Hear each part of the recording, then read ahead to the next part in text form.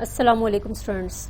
Programming fundamentals के course में online lecture series में तो ये हमारा आज पहला लेक्चर होगा। ऑनलाइन आने से पहले हम लोगों ने अपने कुछ बेसिक कॉन्सेप्ट्स पढ़े थे, उसके साथ साथ हम लोगों ने देखा था कि पिछले लेक्चर्स में कि हम लोगों ने वेरिएबल कैसे क्रिएट किए, वेरिएबल का इस्तेमाल देखा, कैसे उसमें हम वैल्यू असाइन करते हैं, उसमें इनपुट कैसे करते हैं, वेरिएबल की वैल्यू को आउटपुट कैसे करते हैं और इसे कैलकुलेशन में किस तरह इस्तेमाल करते हैं।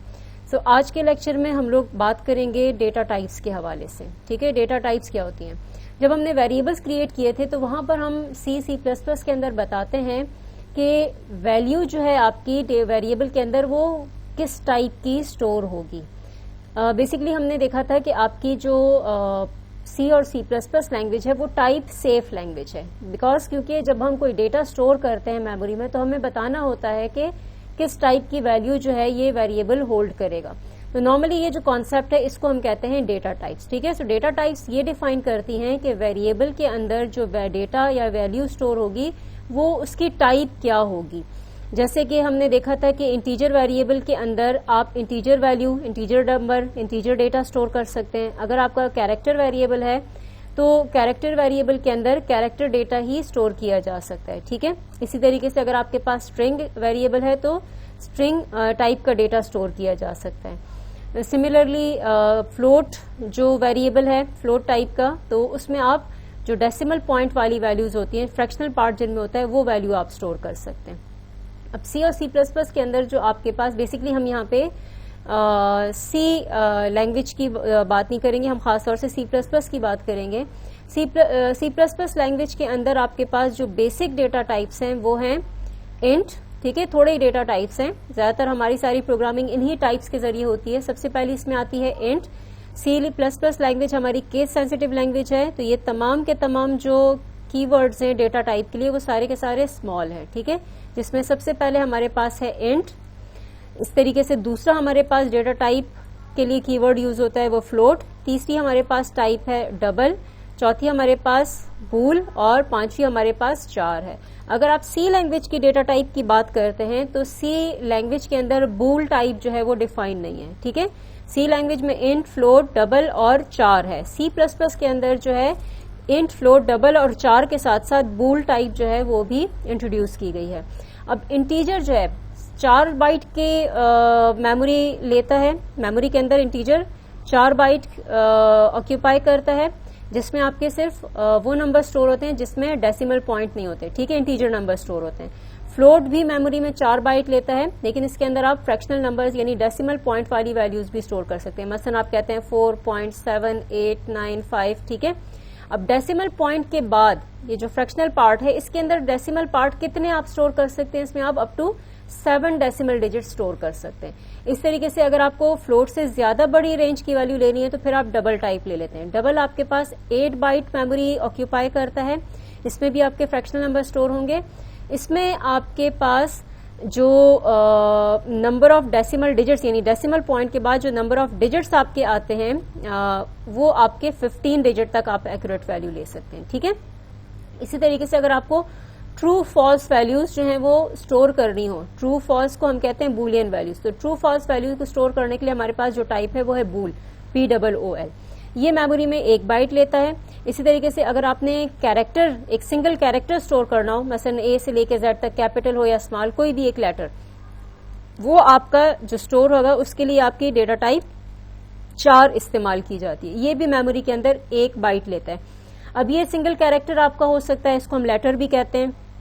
आपका कोई जो नंबर है जैसे 0 से लेकर 9 तक जो डिजिट है उसको बतौर कैरेक्टर स्टोर करना है कोई एक, तो वो भी आपका कैरेक्टर के अंदर स्टोर किया जा सकता है। या कोई आस्की जो वैल्यू है वो भी आप कैरेक्टर टाइप में स्टोर कर सकते हैं। वो आस्की वैल्यू जो है आपकी कैरेक्टर में ट्रांसलेट हो जाती है।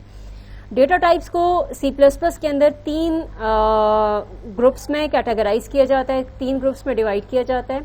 पहली जो हमारे पास है वो कहलाती है बिल्ट इन डेटा टाइप या प्रिमिटिव डेटा टाइप, या हम इनको बेसिक डेटा टाइप भी कहते हैं। ये जो पीछे आपने भी ये लिस्ट देखी है बेसिक डेटा टाइप की, इन तमाम को हम प्रिमिटिव या बिल्ट इन डेटा टाइप भी कहते हैं। बाज लैंग्वेजेस के अंदर इसको इंट्रिंसिक डेटा टाइप भी कहा जाता है। ठीक है, ये जो बिल्ट इन या बेसिक डेटा टाइप्स हैं ये आपकी C++ लैंग्वेज में प्री डिफाइंड डेटा टाइप्स हैं, ये आपकी लैंग्वेज का पार्ट होती हैं, जिनके वैल्यूज इनकी जो वेरिएबल्स हैं हम डायरेक्टली डिक्लेयर कर सकते हैं। ठीक है, C++ के अंदर जो आपकी प्रिमिटिव डेटा टाइप्स आपकी अवेलेबल हैं वो इंटीजर के लिए हैं, जैसे अभी आपने कीवर्ड देखा था इंट। ठीक है, इंटीजर के लिए इंट कीवर्ड यूज होता है। कैरेक्टर हो गया, 4 बुलियन टाइप की आपके पास टाइप है। इसी तरीके से फ्लोटिंग पॉइंट आपके पास, इसको हम सिंगल प्रिसीजन फ्लोटिंग पॉइंट भी कहते हैं, डबल फ्लोटिंग पॉइंट या डबल प्रिसीजन फ्लोटिंग पॉइंट भी कहते हैं। वैल्यूलेस या वॉइड आपके पास एक टाइप है। ठीक है, वाइट कैरेक्टर जो है आपके पास एक टाइप है। ये तमाम के तमाम जो आपके पास हैं इनको हम कहते हैं प्रिमिटिव या बिल्ट इन डेटा टाइप्स, जिसमें से हमने ये 5 टाइप्स जो हैं वो अभी थोड़ी देर पहले देखी थी। इंट, 4, बूल, फ्लोट, डबल। ठीक है, वैल्यूलेस के लिए वॉइड यूज किया जाता है। बाद में जब जितनी हमने प्रोग्रामिंग की है उसमें कहीं पे अगर आपका वॉइड के कीवर्ड से वास्ता पड़ा हो तो आपने नोटिस किया होगा। और वाइट कैरेक्टर जो है आपका, ये भी आपका एक प्रिमिटिव डेटा टाइप के अंदर आता है। दूसरी कैटेगरी जो हमारे पास आती है वो है यूजर डिफाइंड डेटा टाइप की। यूजर डिफाइंड डेटा टाइप को हम एब्स्ट्रैक्ट डेटा टाइप भी कहते हैं। ठीक है, यूजर डिफाइंड डेटा टाइप जो है ये आपकी वो टाइप होती है जिसके जरिए हम नई टाइप्स डिफाइन कर सकते हैं। ठीक है, ये आपकी एडवांस लेवल पर आएंगी इंशाल्लाह, जो सेकंड कोर्स होगा आपकी C++ की लैंग्वेज को यूज करते हुए ऑब्जेक्ट ओरिएंटेड प्रोग्रामिंग, वहां पे हम अपनी टाइप्स जो हैं वो डिफाइन करना सीखेंगे। ठीक है, अब C++ के जरिए आप जो डेटा टाइप्स डिफाइन कर सकते हैं, यानी यूजर डिफाइंड आप जो डेटा टाइप्स इस्तेमाल कर सकते हैं वो है आपके पास क्लास, स्ट्रक्चर, यूनियन, इन्यूमरेशन और एक आपके पास है टाइप डेफ। ठीक है, टाइप डेफ आप इस्तेमाल करते हैं जब भी आपने कोई टाइप डेफ टाइप की कोई वैल्यू डिफाइन करनी हो। ठीक है, टाइप डेफ के जरिए भी आप अपनी टाइप्स डिफाइन कर सकते हैं। ठीक हो गया, यानी आपकी प्रिमिटिव टाइप के अलावा अगर आपने अपनी कोई टाइप डिफाइन करनी है तो आपके पास जो अवेलेबल फीचर्स हैं, जो अवेलेबल टाइप्स हैं, जिनको हम यूजर डिफाइंड डेटा टाइप्स कहते हैं, वो आपकी through class, structure, union, enumeration और टाइप डेफ हैं। इसके साथ तीसरी जो कैटेगरी है वो है derived data types. Derived data types जो हैं आपकी, ये वो टाइप्स होती हैं जिनको हम प्रिमिटिव या बिल्ट इन डेटा टाइप से डिराइव करते हैं। ठीक है, यानी आपने प्रिमिटिव या बिल्ट इन डेटा टाइप की मदद से कोई नई डेटा टाइप्स बनाई है, उनको हम कहेंगे डिराइव्ड डेटा टाइप्स। इसमें आपके पास 4 टाइप्स हैं, जिसमें एक हम कहते हैं फंक्शन, एक हमारे पास है अरे, ठीक है, पॉइंटर और रेफरेंस। ये 4 टाइप्स की जो आप टाइप्स यूज करेंगे, डेटा टाइप आप यूज करेंगे, उनको हम कहेंगे डिराइव्ड डेटा टाइप। फंक्शन और अरे इंशाल्लाह हम देखेंगे कि किस तरह से फंक्शन, अरे और पॉइंटर, ये हम देखेंगे अपनी अपकमिंग लेक्चर्स के अंदर। सो इसको अगर हम इन अ नटशेल डायग्रामेटिकली समराइज करें कि आपकी C++ के अंदर जो डेटा टाइप्स हैं उनको आप 3 कैटेगरीज में डिवाइड कर सकते हैं। एक आपके पास सबसे पहले टाइप आपके पास आ गई बिल्ट इन डेटा टाइप्स। ठीक है, दूसरी हमारे पास हो गई यूजर डिफाइंड डेटा टाइप्स और तीसरी हमारे पास हो गई डिराइव्ड डेटा टाइप्स। अब बिल्ट इन डेटा टाइप्स में आपके पास इंट, 4, फ्लोट, बूल, बेसिकली ये बूलियन नहीं, बूल कीवर्ड हमने, ठीक है, हम यहाँ पे कीवर्ड यूज करें तो बूल, वॉइड और वाइट कैरेक्टर जो आपकी कीवर्ड है उसके लिए आपका डिफरेंट कैरेक्टर। ठीक है, वाइट कैरेक्टर के लिए कीवर्ड इसका अपना डिफरेंट है। सो वाइट कैरेक्टर जो है ये भी आपका प्रिमिटिव डेटा टाइप या बिल्ट इन डेटा टाइप के अंदर शामिल है।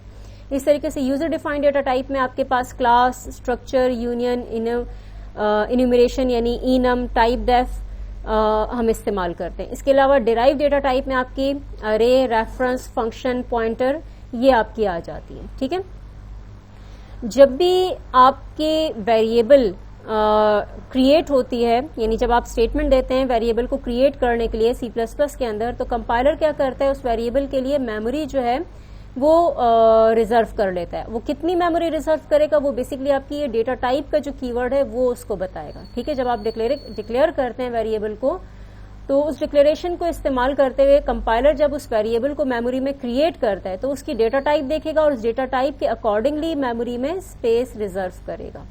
सो बेसिकली डेटा टाइप आपका ये बताता है कि इस पर्टिकुलर वेरिएबल के लिए मेमोरी कितनी चाहिए होगी, कितनी रिजर्व की जाएगी और उस मेमोरी के अंदर किस रेंज में वैल्यू जो है आपकी स्टोर की जा सकती है। तो उसी चीज को आप थोड़ा सा एक और टेबल के जरिए देख लें कि आपके जो प्रिमिटिव डेटा टाइप, अब यहाँ पे इस कोर्स में हम जो बात करेंगे वो हम अपनी प्रिमिटिव या बिल्ट इन डेटा टाइप की बात करेंगे या बेसिक डेटा टाइप के को हम देखेंगे, ठीक है, जिसमें आपके पास देखें इंट, फ्लोट, डबल, चार, वाइट कैरेक्टर जो है उसके लिए W4_T ये आपका इस्तेमाल किया जाता है, ठीक है। W4_T ये हमारी डेटा टाइप है जब भी हमें वाइट कैरेक्टर चाहिए हो। बूलियन के लिए बूल कीवर्ड यूज होगा, और जब हमने कैरेक्टरलेस या आप कह लें कि वैल्यूलेस या एम्प्टी आपकी कोई टाइप बतानी हो तो हम वॉइड कीवर्ड इस्तेमाल करते हैं, ठीक है। तो बूल और वाइड ये आपके पास आ गई।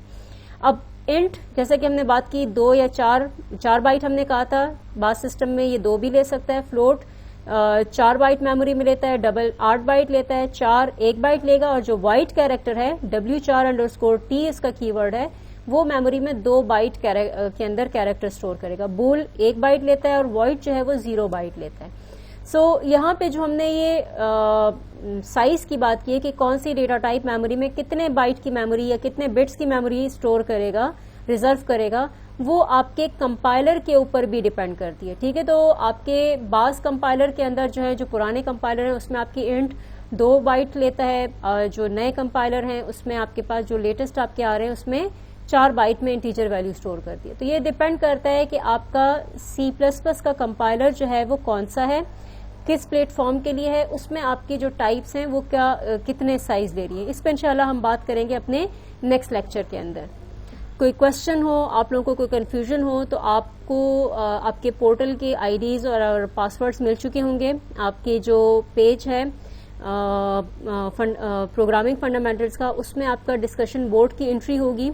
सो आपकी इस कोर्स की जो डिस्कशन बोर्ड है उसमें आप अपने क्वेश्चंस जो हैं वो पोस्ट कर सकते हैं। इसके अलावा अगर आपने इसमें एक फीचर जैसे हमने क्लास में भी बात की थी कि आपको आपके डिस्कशन बोर्ड पे गूगल क्लासरूम की आईडी आपको मिल जाएगी। उस गूगल क्लासरूम की आईडी के जरिए जो है आप गूगल क्लासरूम को ज्वाइन कर सकते हैं, जो कि आपकी प्रोग्रामिंग फंडामेंटल्स की का रूम होगा। उसमें भी आप अपने जो क्वेश्चंस हैं, कंफ्यूजन्स हैं, वहां पे पोस्ट कर सकते हैं। इंशाल्लाह नेक्स्ट लेक्चर में डेटा टाइप के ही कॉन्सेप्ट को थोड़ा सा और आगे डिस्कस करेंगे। अल्लाह हाफिज।